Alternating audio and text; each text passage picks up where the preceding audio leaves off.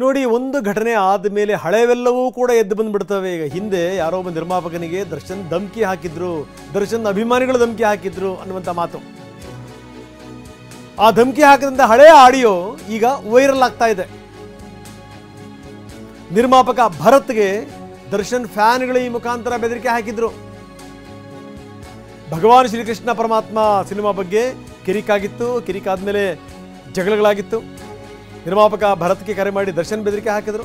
ಅದಾದ್ಮೇಲೆ ಭರತ್ಗೆ ಅಭಿಮಾನಿಗಳು ಧಮಕಿ ಹಾಕಿದ್ರು. ಭರತ್ ಮಾತಾಡಿದಂಥ ಹಳೆಯ ವಿಡಿಯೋ ಈಗ ವೈರಲ್ ಆಗ್ತಾ ಇದೆ.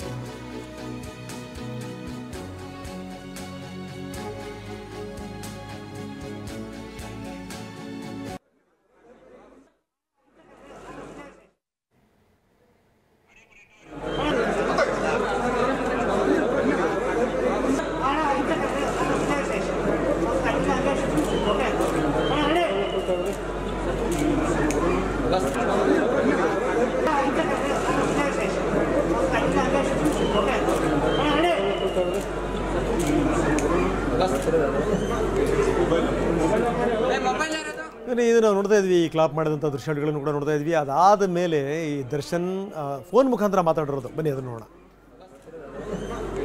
ಅಲ್ಲಪ್ಪ, ಬಂದ್ ಹೇಳ್ತೀನಿ ಬರತ್, ಬೇಜಾ ಮಾಡ್ಕೋಬೇಡ. ನೀನ್ ಇನ್ನು ಹುಡುಕ್ ಬುದ್ಧಿ, ನೀನ್ ಯಾರು ಅಂತಾನೂ ಗೊತ್ತಾಗಲ್ಲ.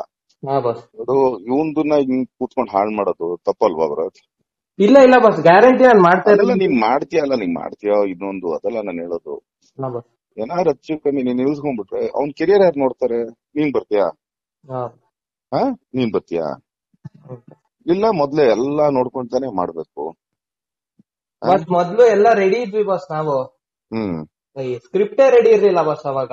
ನಾನು ಹೇಳಿದ್ ವೆರಿ ನೆಕ್ಸ್ಟ್, ಇವಾಗ ಸಾಯಂಕಾಲ ಏನಾರು ಹೇಳಿದ್ರೆ ಅವರು, ನೆಕ್ಸ್ಟ್ ಡೇ ನಾನೆಲ್ಲ ರೆಡಿ ಇರ್ತಿದ್ದೆ. ನಾನು ರೆಡಿ ಇರ್ತಿದ್ದೆ, ಇನ್ನೊಂದು ಮಾಡ್ತಿದ್ದೆ ಅಂತ. ಈಗ ಸುಮ್ನೆ ಆಕ್ಚುಲಿ ಅನೌನ್ಸ್ ಮಾಡಿದ್ದೆ, ನೀನ್ ಮುಗಿಸ್ಬೇಕಾದ್ರೆ ಆಕ್ಚುಲಿ ಅಷ್ಟೇ ನಾನು ಹೇಳೋದು, ಇನ್ನೇನು ಇಲ್ಲ. ಇಲ್ಲ ಆಮೇಲೆ ನೀನ್ ಇರಲ್ಲ, ಅದನ್ನ ಮಾತ್ರ ನಿಂಗೊಂದು ಹೇಳ್ತೀನಿ. ಯಾಕಂದ್ರೆ ಏನಾರು ಮಾಡಕ್ ಮುಂಚೆ ಹೇಳ್ಬಿಟ್ಟು ಮಾಡೋದು, ಇಲ್ಲ ನೀನ್ ಪ್ರಿಕಾಷನರಿ ರೆಡಿ ಇರೋ ಅಷ್ಟೇನೆ. ಇಲ್ಲ ಬಸ್, ಇವಾಗ ಲಾಕ್ ಡೌನ್ ಮುಗಿತಿದ್ದಂಗೆ ಸ್ಟಾರ್ಟ್ ಮಾಡ್ತೀನಿ ಬಸ್ ಎಲ್ಲ. ಅಷ್ಟೇ. ನನ್ಗೆ ಏನ್ ಇನ್ನೊಂದ್ಸರಿ ಕೇಳಲ್ಲ, ಇನ್ನೊಂದ್ಸರಿ ನಾನು ಮಾತಾಡಲ್ಲ. ಇಲ್ಲ, ನೀನೆಲ್ಲಾರು ಕಂಡಾಗ ಏನಪ್ಪಾ ಅಂತ ಮಾತಾಡೋಂಗ್ ಹಿಡ್ಕೋಬೇಕು, ಇಲ್ಲಾಂದ್ರೆ ನೀನ್ ಆಕ್ಚುಲಿ ನೀನೇ ಕಾಣಿಸಲ್ಲ ಆಮೇಲೆ. ಹಂಗ್ ಮಾಡ್ಬಿಡ್ತೀನಿ. ಇದೆರಡೇ ನಾನು ಹೇಳೋದು. ಇದನ್ ಬೇಕಾದ್ರೆ ವಾರ್ನಿಂಗ್ ಆರು ಅನ್ಕೋ, ಏನಾರು ಅನ್ಕೋ. ಇಲ್ಲ ಬಸ್. ನೋಡಿ, ಈ ದರ್ಶನ್ ಮಾತಿನ ಶೈಲಿ ನೋಡಿ ಹೆಂಗಿದೆ ಅಂತ. ಆರಂಭದಲ್ಲಿ ಮಾತಾಡಿದ್ದೆಲ್ಲದೂ ಕೂಡ ಕರೆಕ್ಟೇ. ನೀನು ಎಲ್ಲದನ್ನು ರೆಡಿ ಮಾಡ್ಕೊಂಡು ಮಾತಾಡಬೇಕಾಗಿತ್ತು, ಬೇರೆ ಫ್ಯೂಚರ್ ಹಾಳಾಗೋಗುತ್ತೆ, ಎಲ್ಲ ಸರಿ. ನೆಕ್ಸ್ಟ್ ಬಂದಾಗ ಮಾತಾಡ್ಸಂಗಿರ್ಬೇಕಪ್ಪ ನೀನು ಎದುರುಗಡೆ ಬಂದಾಗ ಅನ್ನೋದು ಕೂಡ ಕರೆಕ್ಟೇ. ಅದಾದಮೇಲೆ ನೀನೇ ಕಾಣ್ದಂಗಿರ್ಬೋದು ಅನ್ನೋದಿಲ್ಲ, ಅಲ್ಲಿ ಎಡಬಟ್ಟು. ಇದು ನೋಡಿ ಸಂಗತಿ. ನಮ್ಮ ಪ್ರತಿನಿಧಿ ಮಾಲ್ತೇಶ್ ಜಗ್ಗಿನ್ ನಿರ್ಮಾಪಕರ ಜೊತೆ ಮಾತಾಡಿದ್ದಾರೆ. ಬನ್ನಿ ನಿರ್ಮಾಪಕರು ಏನು ಹೇಳಿದ್ರು ನೋಡೋಣ. ಆ್ಯಕ್ಚುಲಿ ಈಗ ಅವ್ರು ಕೊಲೆ ಬೆದರಿಕೆ ಹಾಕಿದ್ದಾರೆ ಅನ್ನೋ ಒಂದು ರೀತಿ ಆಡಿಯೋ, ಅದ್ರ ಬಗ್ಗೆ ಏನು ಸ್ಪಷ್ಟನೆ ಕೊಡ್ತೀರಾ? ಯಾವಾಗ ಆಗಿದ್ದು, ಯಾಕಾಯಿತು ಅಂತ? 2022 ಅಲ್ಲ, 2021ರಲ್ಲಿ ಆ ಸಿನಿಮಾ ಶುರು ಆಗಿದ್ದು. ಸಿನಿಮಾ ಶುರು ಆಗಿ ಒಂದು ಸ್ಕೆಡ್ಯೂಲ್ ಆದಮೇಲೆ ಬ್ರೇಕ್ ತೊಗೊಂಡ್ವಿ. ಯಾಕಂದರೆ ಈ ಕಡೆ ಒಂದು ಕಡೆ ನನಗೆ ಫಂಡ್ಸ್ ರೆಡಿ ಇರಲಿಲ್ಲ, ಒಂದು. ಎರಡನೇದು ಬಂದು ಇದು ನಮ್ಮ ಸ್ಕ್ರಿಪ್ಟ್ ರೆಡಿ ಇರಲಿಲ್ಲ. ಮೈನು ಡೈಲಾಗ್ಸ್ ಎಲ್ಲ ಕಂಪ್ಲೀಟ್ ಆಗಲಿ, ಬಡ್ಜೆಟ್ ಹಾಕೋಣ ಅಂತ ಹೇಳಿ ನಾವು ಮಾತಾಡಿಕೊಂಡು ಎಲ್ಲ ವೆಯ್ಟ್ ಮಾಡ್ತಾಯಿದ್ವಿ.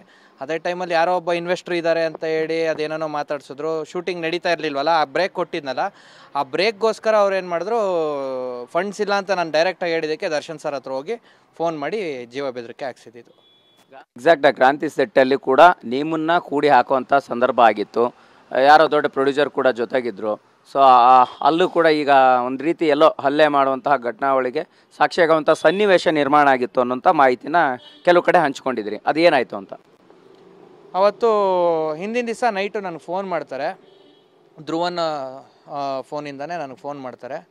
ಫೋನ್ ಮಾಡಿಬಿಟ್ಟು ಹಿಂಗೆ ಇದಾಗಿದೆಯಲ್ಲ ಅಲ್ಲ, ಏನೋ ಹೇಳೋಕೆ ಹೋಗ್ತೀನಿ, ಸಿನಿಮಾ ನೀನು ಮಾಡ್ತಾಯಿಲ್ಲ ಅದಕ್ಕೆ. ಇಲ್ಲ ಬಸ್, ನಾನು ಮಾಡ್ತೀನಿ, 5ನೇ ತಾರೀಕು ತನಕ ನಂಗೆ ಟೈಮ್ ಕೊಡಿ, ಡಿಸೆಂಬರ್ 5 ತನಕ ಅಂತ ಹೇಳೋಕೆ ಹೋಗ್ತೀನಿ. ನೀನು ಫೋನಲ್ಲೆಲ್ಲ ಮಾತಾಡಬೇಡ, ನಾಳೆ ಬೆಳಗ್ಗೆ ಸೆಟ್ಟಿಗೆ ಬಾ ಅಂತಾರೆ. ನನಗೆ ಗೊತ್ತಿತ್ತು ಸೆಟ್ಟು, ಕ್ರಾಂತಿ ಸೆಟ್ಟು ಇಲ್ಲೇ ಟೊರಿನೋ ಫ್ಯಾಕ್ಟ್ರಿ, ಆರ್ ಆರ್ ನಗರ ಆರ್ಚ್ ಎದುರಿಗೆ ಟೊರಿನೋ ಫ್ಯಾಕ್ಟ್ರಿಲಿ ಸೆಟ್ ಹಾಕಿರೋದು ಅಂತ.